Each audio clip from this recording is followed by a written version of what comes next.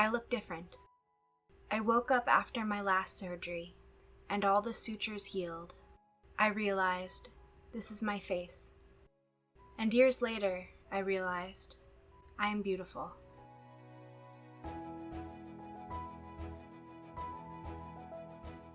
Self-Portrait 2019 is an installation made for my BFA solo exhibition, Entire Unto Myself.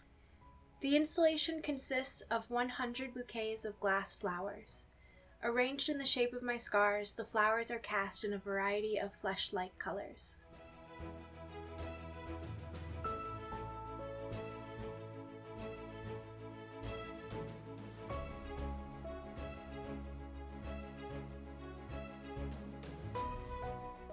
This piece was made through lost wax casting.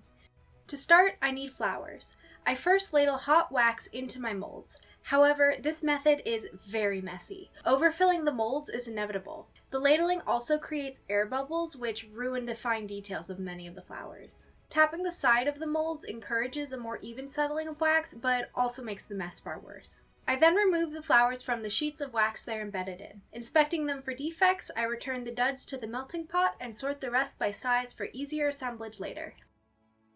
I switch to injecting wax directly into the mold's cavities with a syringe. This eliminates air bubbles and wax overflow and casts the flowers individually instead of as a sheet.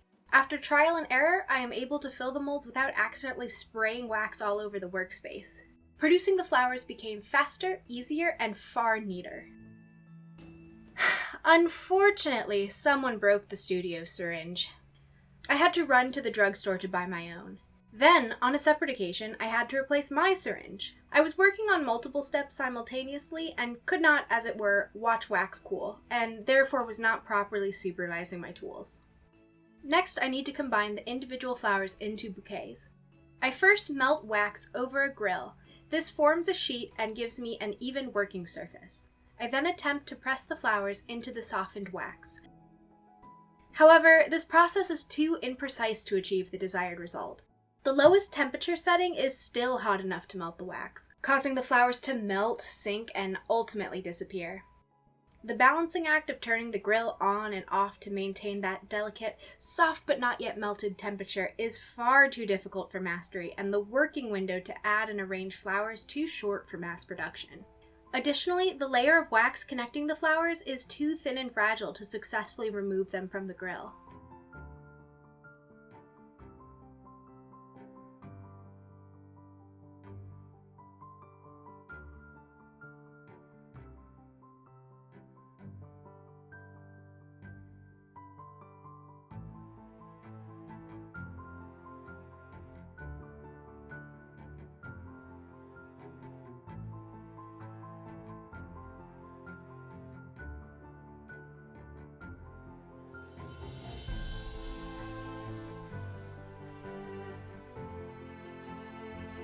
The wonderful epiphany I stumbled upon is to press the wax into a clay base.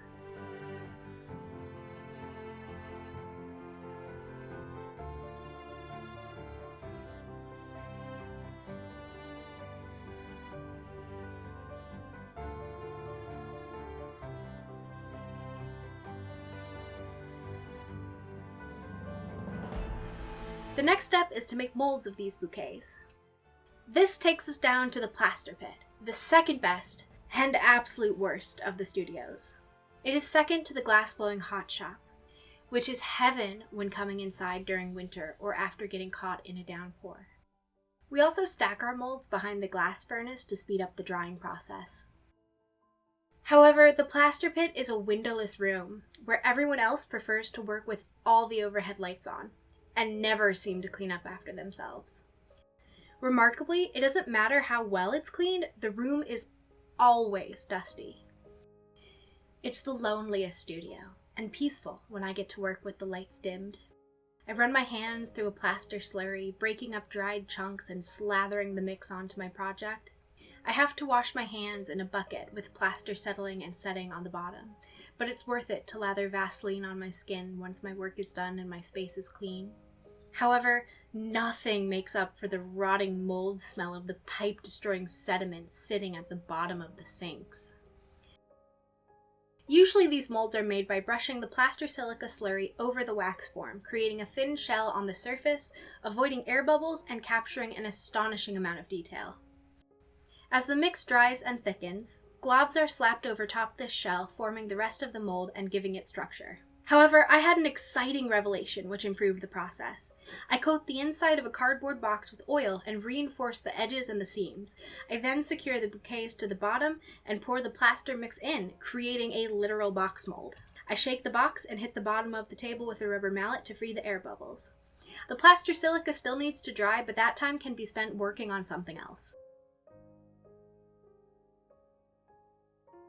Once that's done, the wax needs to be removed from the mold. This is the last step of lost wax casting. We use a carpet steamer or food warmer, cover the mold, and let the machine do its work. The wax melts and flows out of the mold. It cools and is ready to be collected, cleaned, and reused later. I wait a few moments after the steaming begins to remove the clay, which is warmed and malleable. It pulls out easily in a single solid piece.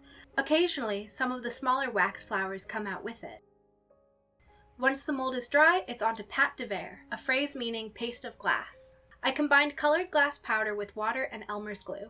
A superior but more expensive paste is made with gum arabic instead. Surprisingly, hand lotion also works really well, creating a glossier finish than the glue. I then press the paste into the mold.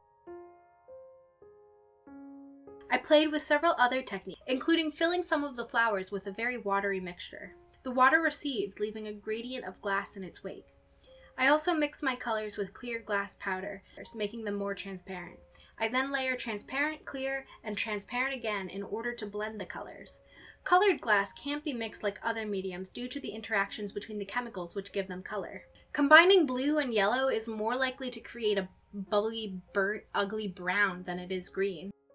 Once the shell of pâte de verre is finished, I fill the mold with large chunks of clear glass, creating a small mound over each bouquet. This ensures that when the glass melts, there is enough to fill the entire casting. The glass is then fired in a kiln. A programming schedule, dictating the temperature changes, needs to be created. This requires math.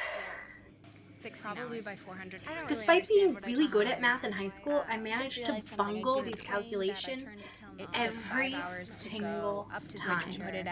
If the glass cools too slowly, it takes on a frosted appearance due to devitrification. To prevent this, the artist manually crashes the kiln, opening it and allowing enough heat to escape for the temperature to drop to circa 1000 degrees Fahrenheit. Fortunately, these pieces are small, so they don't retain heat. The kiln is also old, tattered, and inefficient, allowing it to cool rapidly without intervention. At first, I still attempt to calculate a proper schedule. And then the... I don't really understand what I just did there math-wise. I guess I forgot the hold. Yeah, I was subtracting this from how long the... So, and that makes sense, I guess. Realizing I will never need to do this with a home kiln studio, I gave up.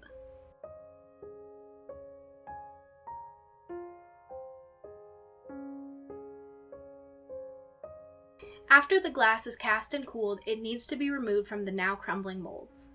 However, not all of the mold material will release easily. I scrub the flowers with a brush. I pick out the spaces between the petals with dental tools. I use the air hose and sink sprayer on all the gaps. At the suggestion of our experienced studio tech, I even soak them in a Coca-Cola water mixture overnight. One of the grad students lent a small high-pressure power washer. This did the trick. I was able to clean all the flowers in time for my show.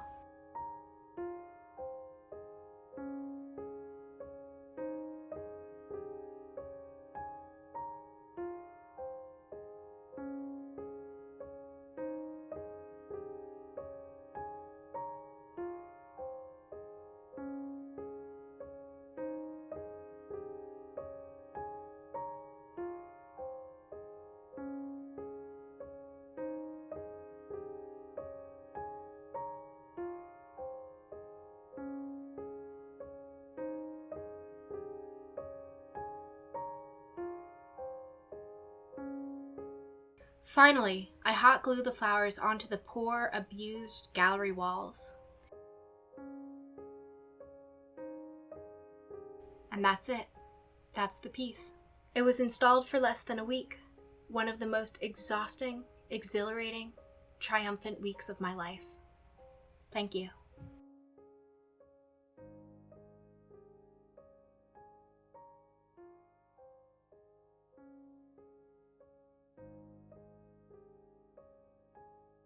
Hello! You made it to the end of the video. I guess this is the part where I tell you to like, comment, subscribe, hit that notification bell.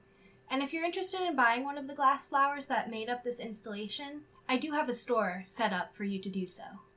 I know this video has been a little disjointed, and despite my best efforts, I didn't explain some things as well as I could have. But I hope you found it interesting, and I hope you're willing to come with me on this journey as I grow as an artist and as a video maker.